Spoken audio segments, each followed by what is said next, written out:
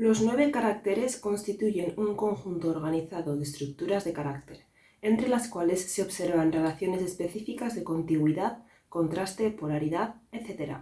Estas relaciones están representadas de acuerdo con la estructura geométrica tradicional llamada eneagrama. Esta cita con la que empiezo el vídeo de hoy es una cita de Claudio Naranjo y su libro Carácter y Neurosis. El prólogo me pareció muy interesante porque hablaba de las llamadas relaciones psicodinámicas, que algo ya os dejé caer en este vídeo aleatorio que hice, en el que hablaba de qué es lo más importante que saber del eneagrama, y es que el dibujo del eneagrama no es casualidad, todo tiene su explicación, esconde muchas relaciones entre eneatipos, y eso también es lo que hace que el eneagrama sea dinámico y que de hecho nos podamos identificar con muchas cosas al mismo tiempo, ¿no? Así que hoy voy a hablar de las relaciones tan curiosas que Claudio Naranjo establecía en este libro en Carácter y Neurosis, pero de todas formas, si queréis saber más, no tenéis más que buscar relaciones psicodinámicas del eneagrama. En primer lugar, Claudio Naranjo habló de las llamadas relaciones de vecindad, que no hay que confundirlas del todo con la idea de las alas, que ya hablamos de las alas en este vídeo de aquí, y ya sabréis que los naranjianos en general no le dan mucha importancia a las alas. No obstante, Claudio Naranjo admitió que hay una relación de vecindad, a pesar de las grandes diferencias que hay entre sí. El eneatipo 1 es rígido, mientras que el eneatipo 2 no tolera la rigidez. El eneatipo 2 es impulsivo y el eneatipo 3 es contenido. El eneatipo 3 es alegre, el eneatipo 4 es triste. El eneatipo 4 es emocional y aferrado, mientras que el eneatipo 5 es intelectual y desapegado. El eneatipo 5 yo lo asocio más bien a un tipo que es independiente y autónomo, mientras que el eneatipo 6 tiende a ser más bien gregario y cooperativo. El eneatipo 6 es precavido y cauteloso, el eneatipo 7 en cambio es hedonista, un espíritu libre. El eneatipo 7 es idealista, el eneatipo 8 es terrenal. El eneatipo 8 además también es dominante, mientras que el eneatipo 9 es sobreadaptable. Y por último tenemos al eneatipo 9 con su resignación típica, mientras que el eneatipo 1 es totalmente inconformista. No obstante, a pesar de estas diferencias, que Claudio Naranjo dejó bastante claras, en el terreno de las pasiones encontramos que el maestro dijo: es fácil entender cada uno de ellos como un híbrido de los dos contiguos. Es decir, la pasión, el pecado capital de cada eneatipo, es en realidad una hibridación entre las pasiones que tienen contiguas. Vamos a ver de qué forma. Y ahí vamos que al orgullo del eneatipo 2 es una mezcla entre la vanidad del eneatipo 3, es decir, esa preocupación excesiva por la autoimagen, combinada con la ira del 1, que es el autoensalzamiento, el yo soy mejor que tú, te miro un poco por encima del hombro, ¿no? La envidia del eneatipo 4, tenemos la mezcla también entre la vanidad del 3, preocupación por la autoimagen excesiva, pero también la avaricia del 5, que tiene un sentido de empobrecimiento, por el cual les falta algo, no son suficientes, y de ahí nace la envidia. En la vanidad del 3, una mezcla entre el orgullo del 2, que se cree mejor que los demás, que tiene como excesiva seguridad en sí mismo, pero al mismo tiempo los 3 tienen mucha sensación de carencia, de que no son suficientes, de que les falta algo, y es esa envidia del 4, que es lo que le obliga a ponerse esa máscara de triunfador. Vamos al 5, la avaricia, de que es una mezcla de la envidia del 4, que considera que le falta algo, y el miedo del 6, que necesita seguridad y estabilidad y desconfía del mundo. No tengo suficiente, no soy suficiente, con él tengo miedo del mundo, no me puedo fiar del mundo. Por otra parte tenemos al 6, que también toca con la avaricia del 5. Es ese miedo también de dar y quedarse sin nada, ¿no? De no fiarse del mundo. Por eso los 6 siempre están como muy alerta, ¿no? Pero al mismo tiempo los 6 tienen también esa gula del 7, ¿no? Que hace que realmente a veces sean cooperativos, quieran salir. De hecho, muchos 6 son rebeldes, ¿no? También, precisamente.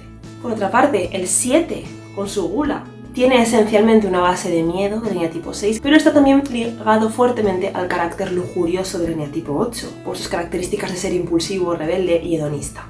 Por otra parte tenemos la lujuria del 8, que ya hemos visto cómo sí que se relaciona con la gula del 7, con esa necesidad de hedonista, de vivir experiencias, ¿no? De vivir un poco intensamente, los 8 son más intensos. Pero al mismo tiempo, ¿por qué hacen esto? Hacen todo esto porque en el fondo no quieren conectar consigo mismos, tienen una pereza psicoemocional muy fuerte que comparten con el 9. Es decir, el 8 tiene una característica de evitación de la interioridad del 9, con una típica intensidad mediante la cual busca sentirse vivo, del 7. Pero es que los 9 tienen dentro una ira latente bastante fuerte. Lo que pasa es que la reprimen, la esconden. ¿Cómo? Pues por un hacer robótico, ¿no? Que hablamos de eso la semana pasada. Se envuelven en experiencias y actividades y se mantienen ocupados para no dejar salir esa ira interna que tienen y que sienten, ¿no? Por último tendríamos la ira del 1, que no es más que una mezcla entre la pereza del 9 y el orgullo del 2. ¿Por qué? Porque los 1, citando a Claudio Naranjo, son anti-intraceptivos, es decir, si lo pensáis, los 1 no se examinan a sí mismos tampoco y no miran hacia adentro, sino que apuntan los errores del otro, los errores del sistema, apuntan hacia afuera. Pero al mismo tiempo también se los suele calificar de orgullosos por esa actitud que tienen aristocrática y altiva, la que te pueden y te suelen mirar por encima del hombro, tipo yo hago las cosas bien, solo yo las hago bien y los demás no. Claudio Naranjo le dio una especial importancia al triángulo del eneagrama. El triángulo central de la figura son los vértices 3, 6 y 9. Y para él era la piedra angular del eneagrama porque eran los números que se situaban entre tres polaridades. El 3 se sitúa entre la alegría y la tristeza del 2 y del 4. El 6 se sitúa en medio entre la reserva del eneatipo 5 y la expresividad del eneatipo 7. Mientras que el 9 se encuentra en medio entre la hipermoralidad del eneatipo 1 y la amoralidad del eneatipo 8. Por lo tanto, Naranjo tenía la idea de que estos tres números, el 3, el 6 y el 9, tiran más fuerte de nosotros a la hora de las pasiones. Es decir, por ejemplo, citando a Naranjo en Carácter y Neurosis. Así, la preocupación por la autoimagen o el narcisismo de un eneatipo 3 está más cerca del fondo del eneatipo 4 que la característica esquizoide del eneatipo 5. Es decir, dentro de un 4, la base de todo es esa preocupación excesiva por la autoimagen que le da el 3, porque el 3, el 6 y el 9 tiran más fuerte de nosotros.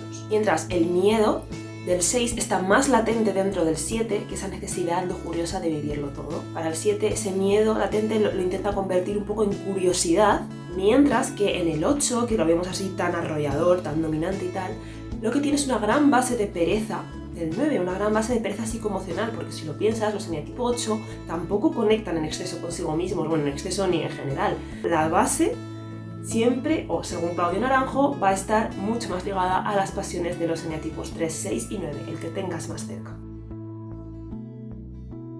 Por otra parte, una parte que me gusta mucho es que las flechas, que ya hablamos en un vídeo sobre las flechas, realmente tienen un orden. Nosotros hablamos de que cada eneatipo tiene 2 flechas y que hubo una época en la que se consideraba más bien la flecha de integración una de ellas y la flecha de desintegración la otra. Pero diferentes interpretaciones han dado lugar a que ahora mismo se pueda considerar que ambas te pueden dar lo bueno y lo malo de ese eneatipo, es decir, puedes integrarte y desintegrarte en ambas. Claudio Naranjo establecía, digamos, una cadena que hay que seguir ese orden para darnos cuenta de dónde venimos, es decir, el orden corresponde a cómo se dan las relaciones psicodinámicas. Y este es el orden. Bueno, por supuesto, el triángulo va a su rollo. El orden del triángulo sería 9, 6, 3, 9. Mientras que el resto de relaciones irían 1 va hacia el 4, el 4 va hacia el 2, el 2 va hacia el 8, el 8 va hacia el 5 va hacia el 7 y el 7 vuelve hacia el 1. Si tomamos el mapa, es decir, la figura del eneagrama, como un conjunto de caracteres, podemos reconocer en cada uno de ellos la presencia encubierta del que le precede. Es decir, cada eneatipo alberga en su interior el eneatipo que le precede en este flujo que os acabo de decir. Las líneas que unen los puntos 1, 4, 2, 8, 5, 7 y 1 indican relaciones psicodinámicas. Puede considerarse que cada pasión se fundamenta en la anterior. Yo de hecho lo llamaba el niño interior de cada eneatipo. ¿Qué significa esto? Antes del 5, ¿cuál está? El 8. Eso significa que la avaricia del 5 realmente viene de una lujuria del 8. Vamos a hablar más concretamente de cada uno de ellos. Claudio Naranjo decía, por ejemplo, empezando con el 4. Dentro del 4 hablamos de que hay una ira que se ha vuelto hacia adentro en un acto de autodestrucción psicológica. ¿Qué significa esto? En el vídeo que publiqué hace 2 semanas con mi amiga Isabel, que es un eneatipo 4, ella incidía mucho en que sobre todo los 4 autoconservación, pero ahora yo entiendo que todos los 4 en general, tienen un 1 interior muy fuerte, un castigador interno, muy autoexigente con ellos, muy machacón, una vocecita que les pone estándares súper altos para ellos mismos que tienen que cumplir y que como nunca llegan a ese estándar, de ahí viene ese complejo de inferioridad típico del 4. Seguimos. ¿Quién tiene un 4 en su interior entonces? Los doses. Y aquí vemos la contradicción, porque los doses son el orgullo, la falsa abundancia, el yo no necesito nada de nadie porque yo soy suficiente para darle a todos, ¿no? Pues dice Claudio que el orgullo del eneatipo 2 tiene su origen en el intento de compensar la inseguridad de la propia valía.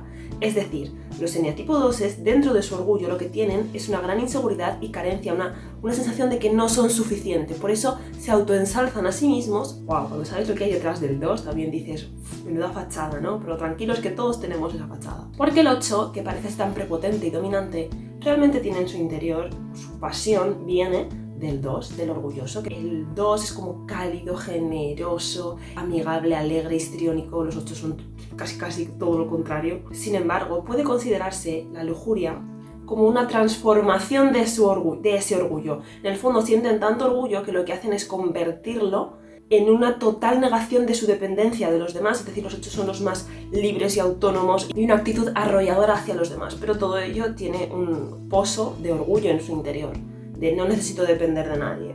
Personajes así como muy arrolladores, impulsivos, un poco posesivos y que niegan que necesitan la ayuda de nadie. Hay gente que duda mucho entre el 2 y el 8. Ahora tenemos la relación entre el 5 y el 8. Ese apartamiento de los 5, ese desapego que tienen, esa mezquindad, es una forma alternativa a la expresión clásica de la venganza del 8. La venganza es un concepto que se asocia con el 8. Según Claudio Naranjo, el 5 toma la decisión vengativa de negar su amor a los demás y el deseo vengativo de borrar a los otros de su mundo interno y no dejarlos entrar. Aunque ahora parece que el 5 y el 8 tienen más cosas en común. Vamos con el 7. El 7, con su capacidad expresiva, su persuasión y su encanto, cita textual, parece muy opuesto a la torpeza lacónica del eneatipo 5. Sin embargo, se puede considerar que toda esa persuasión y esa expresión surge de la deficiencia típica de los 5, ¿no? Los 5 son típicamente un eneatipo que tienen carencia y que por eso lo de acumular, no dar. Los 7 hacen todo lo contrario, precisamente por esa carencia sobrecompensan con esa idea de falsa abundancia. De ahí que los 7 se entienda que a veces son un poco narcisistas de no, yo ya lo sé todo, no necesito saber más, no, yo bien, me las apaño, o sea, a veces se hablan un poco de saberlo todo, pueden ser un poco resabidos, van de intelectuales cuando no lo son, etc. Por último tenemos al 1, que en toda su ira y disciplina y represión realmente lo que intenta es abandonar la autoindulgencia típica del 7 que hay en su interior, como forma de contrarrestar el hedonismo interno. Por eso se comportan como tan rectos, tan morales, tan disciplinados, ¿no? Porque en el fondo digamos que hay un 7 que quiere salir, que quiere hacer lo que le da la gana.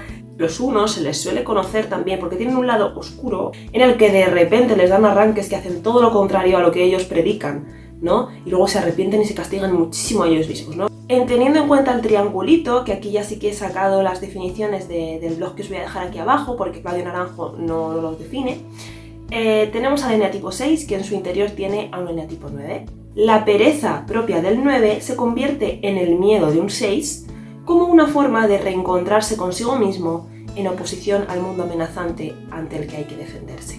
Es decir, dentro de todo ese manojo de nervios y ansiedad que nos imaginamos que son los 6, en su interior hay un 9 y quiere estar así, tranquilamente, se da cuenta de que realmente el mundo es amenazante, ¿no? Entonces toma esa actitud hipervigilante e hiperdesconfiada para sobrecompensar que digamos que en su interior de bueno es tonto, ¿no? Entre comillas, ¿no? Entonces es un poco esa reacción. En el eneatipo 3 tenemos dentro el miedo del eneatipo 6 en realidad.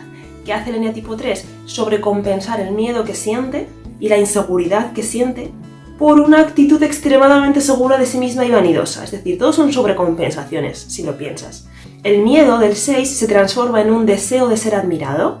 Tiene mucha ansiedad latente y de hecho los 3 se suelen ser bastante inseguros y es que hay un fondo de miedo de 6 muy fuerte. Por último tenemos al eneatipo 3, que ahí donde lo veis tan bonachona, ingenuo y adaptable, en el fondo lo que tiene es un 3 vanidoso. Pero es la que transforma esa vanidad en pereza. ¿Cómo? Como una manera de superar su narcisismo y su egocentrismo estético, lo transforma en pereza por medio de darse compulsivamente a los demás, es decir, dejar de fijarse tanto en sí mismo y darse más a los demás. Por último, hablemos de las relaciones de oposición de las que habla Claudio Naranjo, es decir, en el dibujito del eneagrama que vais a ver aquí hay ciertas relaciones de oposición. Por un lado, lo que ya os he contado, por ejemplo, tenemos a los lados del 9 el 1 y el 8, el hipermoral y el amoral. Luego tenemos abajo en la base del eneagrama, que parece que no, pero es importante que estén abajo, tenemos al 4 y al 5, que son el intenso y el flemático. Pero, a pesar de que parece que no son muy parecidos, en el fondo comparten hipersensibilidad. En el caso del 4 es una hipersensibilidad cálida, húmeda, mientras que en el caso del 5 es una hipersensibilidad seca. Y comparten también la sensación de fragilidad y la reserva. Luego, en la línea horizontal central del eneagrama tenemos otros dos tipos que parece que se confunden más entre sí de lo que creéis, que son el 2 y el 7, que comparten expresividad más que introversión, como los 4 y los 5, y acción, como el 1 y el 8. Y además comparten el ser los eneatipos más seductores del eneagrama, uno más físicamente y otro más verbalmente, elocuentemente. Asimismo, si separamos el eneagrama a partir de la línea del 9, del eneatipo 9, tenemos al lado derecho del eneagrama el lado más social, más tendente a la seducción y generalmente un poco más poblado por mujeres que por hombres, porque el 2 y el 4 son evidentemente mucho más femeninos. Mientras que en el otro lado del eneagrama tenemos a unos eneatipos más asociales, más rebeldes y más predominantemente poblados por hombres, especialmente el eneatipo 8. Seguimos. También la figura del eneagrama tiene diferencias entre la parte superior y la parte inferior, que a su vez tienen relación. Y estoy hablando de los eneatipos 9, 4 y 5. En la parte superior del eneagrama lo que representa es el grado máximo de evitación de la interioridad, muy ligada al contentamiento. Por eso el 9 es como cero interioridad, la evitan, mientras que abajo en la parte inferior del eneagrama con el 4 y el 5 tenemos todo lo contrario, el grado máximo de interioridad. Por el contrario, si los 9 tienen mucho contentamiento, es decir, se conforman, se contentan, el 4 y el 5 siempre están en continuo descontento. Nunca se sienten bien o satisfechos, les cuesta. Y de hecho se suelen ver a sí mismos como un problema continuamente. El 4, el 5 y el 9 pertenecen al grupo de los reservados también. Y es que ellos también tienen en común, según Claudio Naranjo, la característica de la depresión. Y explico lo que dice él. En los 4 y en los 9 la depresión se puede entender un poco más como propiamente dicha. No significa que todos los 4 y los 9 tengan depresión y sean depresivos. No, significa, como yo quiero entender a Naranjo, que sí que pueden tender a más que otros eneatipos, aunque todos somos susceptibles, ¿vale? Los 5 también pueden considerarse deprimidos por su inherente apatía, incluso en muchos casos infelicidad, y además también Naranjo establece un punto de conexión entre el 9 y el 5, que es la resignación. Un desistir de las relaciones en el eneatipo 5 y una resignación, pero sin pérdida de relaciones externas, en el 9. Pues bueno, hasta aquí, chicos, quería contaros las relaciones que el maestro Claudio Naranjo cuenta dentro de la figura del eneagrama, qué es lo que hay relacionado, etc. Espero que os haya resultado interesante. A mí la verdad que me gustó bastante. Nos vemos la semana que viene. Chicos, chao.